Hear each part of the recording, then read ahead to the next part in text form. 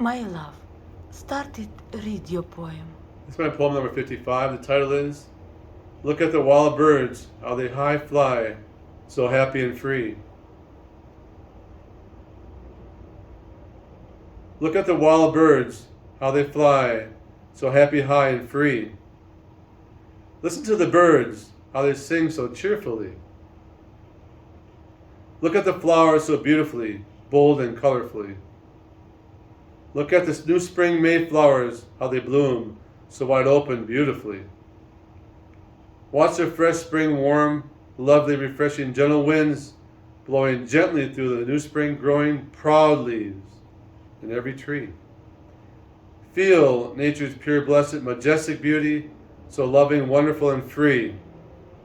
Trust in God's love. Be cheerful, joyous, happy, and naturally free.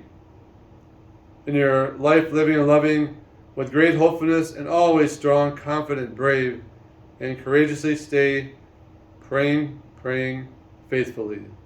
And I wrote this poem 1 May 2022. You're excellent. You're number one on the planet.